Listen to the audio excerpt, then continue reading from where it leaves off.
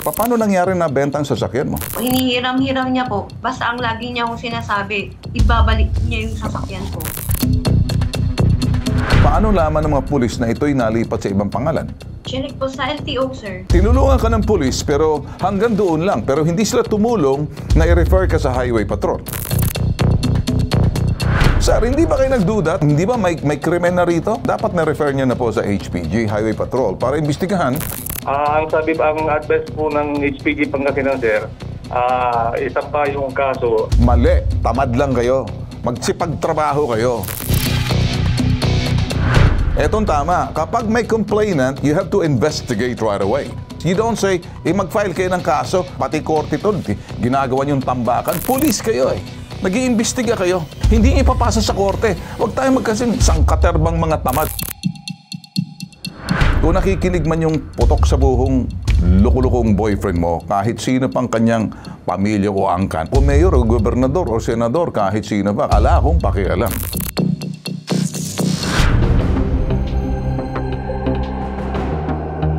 October 2021, hiniram po ng ex-boyfriend kong si Melvin Don Espino ang aking sasakyan na Toyota Fortuner. Sabi niya, ibabalik niya. Siyempre, babalik niya kaagad. Pagkatapos nung transaction na ginagawa niya, andito po ako sa bitag kasi po hanggang ngayon, hindi niya na po naibalik. Yung sasakyan ko na super tagal ko nang inaantay at lagi din naman niya akong pinapangakuan na ibabalik niya. Na pero hanggang ngayon wala pa po. Siyempre, pagod po ako, nag-isip ako, lagi ko siyang tinitext, pero ang lagi niya sinasabi, ibabalik niya pero wala eh. Noong August this year, 2024, nalaman ko sa aking kaibigan na yung sasakyan is nakarehistro na sa ibang pangalan. Maricel, tatanong ko lang, ilang taon na kayo nagsama ng boyfriend mo? Bali po, parang mga 4 years po. May inuuwian siya, may inuuwian ka o nagsasama kayo? Magkasama po kami. O, magkasama sa kayo. bahay. Okay. Hindi niyo naisipan na magpakasal para medyo maayos na, maganda, o naisip niyo ba yun? Hindi pa namin napag-uusapan yan. Okay. Importante itong sa tinatanong ko, hindi ako nakikimarites ha. Mahalaga itong aking sinasabi rito. Gusto ko lang alamin kasi importante ito sa pag-iimbestiga namin, ano? Hindi kami magiging totoong investigador sa mga ginagawa namin kung hindi namin alamin yung mga nakaraan na magtutuwid sa kasalukuyan. After 4 years, naisip mo, may nakita ka ba sa kanya ng mga 4 years na kayo nagsama na parang hindi mo nagustuhan sa kanya? Sinasaktan niya po ako. Okay. Nananakit. Nung sinasaktan ka ba, nire-report mo ba sa barangay or nag-report ka ba sa police? Hindi Po, sir. Bali po, nagsusumbong lang ako dun sa mga kaibigan ko. Kaya ako naman tinatanong to, kung sinasaktan ka na, at kaya yun ang dahilan na parang ayaw mo sa kanya. Isa din yun, sir. Pero 4 na taon ka nagtiis, hindi ba? Yes po, sir. Nagtiis ako kasi, sir, ako yung parang nahihiya para sa kanila. Mayor po yung tatay niya, sir. Pakialam ko kung mayor o gobernador o senador, kahit sino ba. Pag ang isang babae sinaktan, inilapastangan, hindi importante rito kung anong posisyon mo sa buhay, ala akong pakialam. Kaya kita kinakausap kasi ikaw yung profile ng sinasabing babaeng pinagsamantalahan, sinasaktan, nagpapakamartir. Kung minsan sa tagal ng panahon, you suffered in silence, kaya ngayon, napuno ka na, lumapit ka na sa amin. Kung nakikinig man yung putok sa buhong lukulukong boyfriend mo, kahit sino pang kanyang pamilya o angkan, ala akong pakialam. Ang problema, paano nangyari na benta ang sasakyan mo? Hinihiram-hiram niya po. Okay, pero hindi ka ba nagtaka, sweetheart, nasaan ang sasakyan ko? Bakit hindi ko na nakikita? Tinanong ko, ang sabi niya, nandun lang. Ang lagi niya pong sinasabi pag ganun po yung mga tanong ko. Okay, sige. Kailan mo nalaman na nawawala ng sasakyan, hindi niya nadala-dala at ikaw mismo napiperwisyo ko na sasakyan mo, hindi mo na nakikita? Kailan?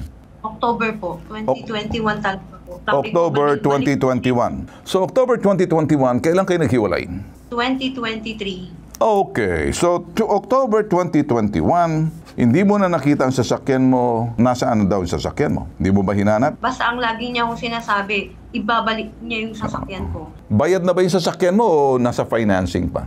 Bayad ko yun, cash ko po binili. Cash. Okay. Nakapangalan sa'yo, tama? Opo. Alright. Ano daw ang sinasabi niya? Nasaan daw yung sasakyan mo? Pinahiram niya sa iba? Sabi niya ho, sir, iniwan niya yung sasakyan ko doon kay Mr. Clay. Yung Clay po, siya ho yung bibili daw nung kondo niya para mabayaran niya ako. Hindi ka na ba nagduda noon? Sana tumawag ka ng highway patrol, police, para hanapin na, para magkaroon ng sinasabing alarma sa sasakyan mo?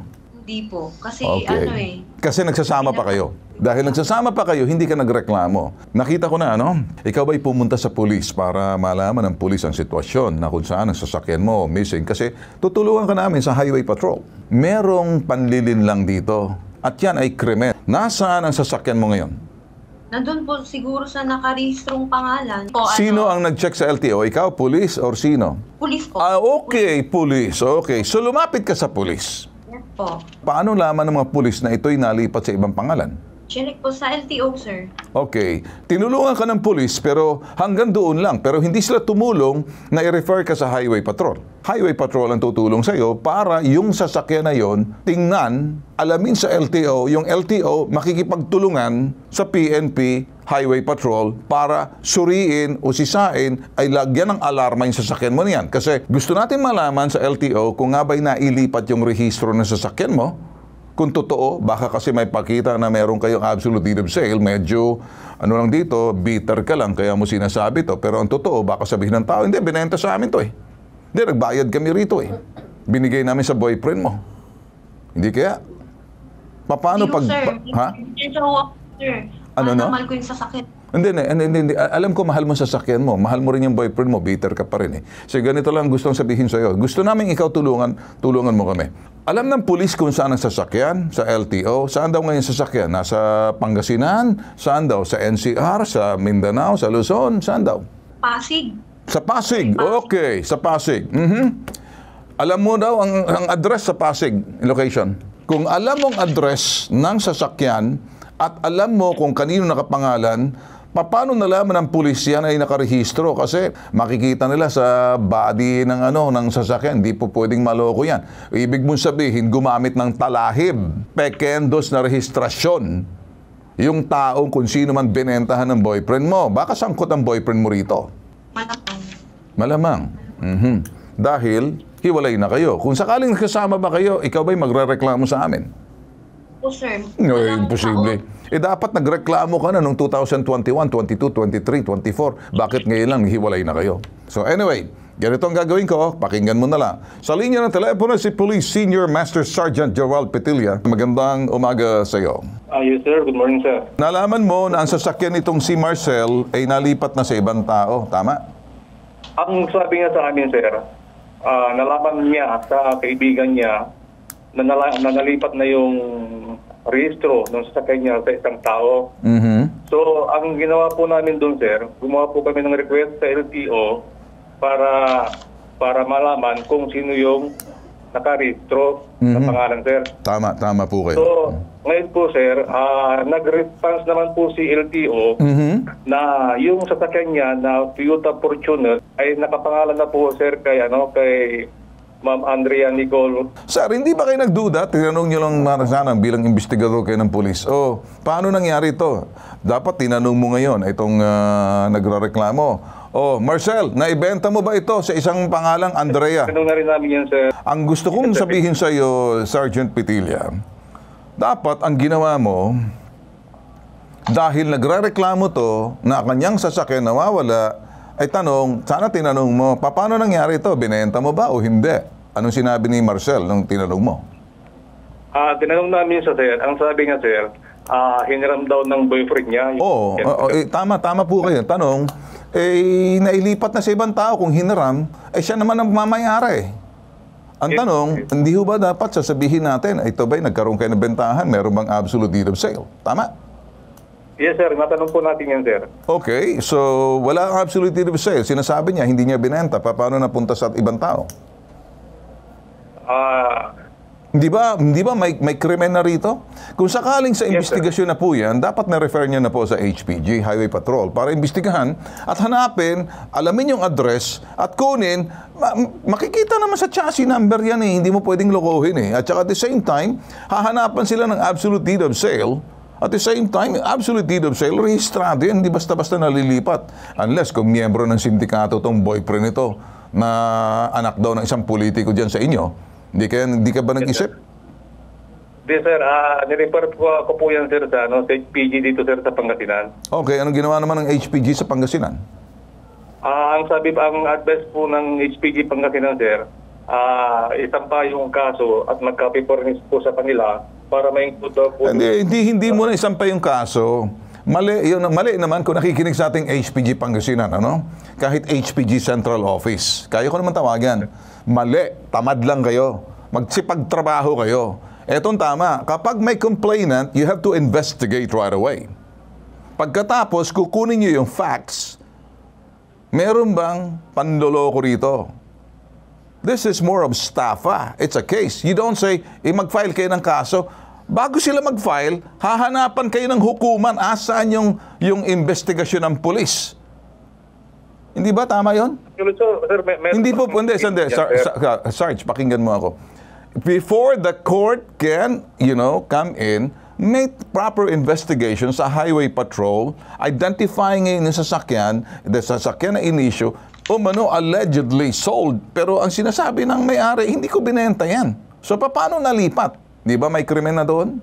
So, papasok ngayon with your investigation, ipaprocess mo ngayon, tutulungan mo ngayon. Kaya papabalik ko sa iyo itong complainant, tulungan mo yan, sabihin mo, pumasok na si Ben Bitag Tulfo.